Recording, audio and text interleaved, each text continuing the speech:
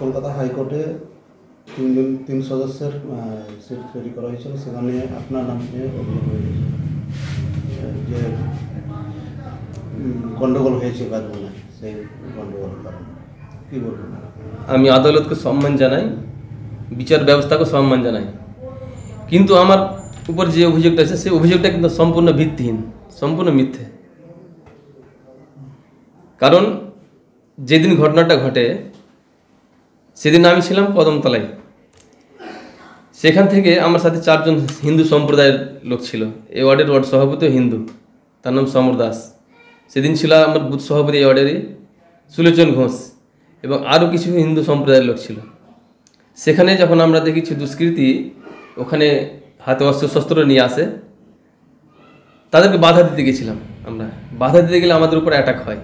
সেখানে আমরা প্রাণের ভয়ে পাশের গ্রাম নাদাবপাড়াতে ঢুকে পড়ি এবং নাদাবপাড়াতে জোসেফ নাদাবের বাড়িতে আশ্রয় নিই।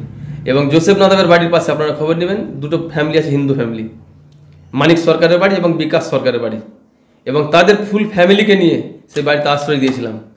তাদের প্রোটেকশন আমি দিয়েছিলাম, এবং প্রোটেকশন দেওয়ার পরে বারবার শামসের থানার ওসি, তৎকালীন ওসি শ্রীপ্রসাদ ঘোষকে বারবার ফোন করলে ওনাকে ফোনে পাওয়া যায়নি।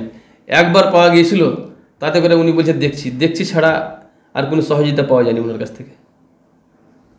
কোনো ব্যবস্থা নিচ্ছেন, আইনত ব্যবস্থা নিচ্ছেন? কথা হলো যে অভিযোগটা আমার কাছে এসেছে, আমি প্রথমত বলতে চাই আমি দীর্ঘদিন এই ওয়ার্ডের কাউন্সিলর, এবং এর আগে আমি চেয়ারম্যানও ছিলাম।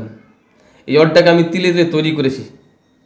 এই ওয়ার্ডের আগের যা হাল ছিল আর বর্তমান দেখুন কীভাবে আমি উন্নয়নটা করেছি। আমি যে ওয়ার্ডের উন্নয়ন করেছি, এই ওয়ার্ডটাকে তৈরি করেছি তিলে তিলে, সেই ওয়ার্ডে আমি আগুন লাগাতে পারি? এটা সম্ভব? এটা সম্পূর্ণ বিজেপি RSS-এর চক্রান্ত। আমাকে রাজনৈতিক স্বীকার করার চেষ্টা করছে, কিন্তু এই মিথ্যা অভিযোগ আশা করি ধূপে টিকবে না।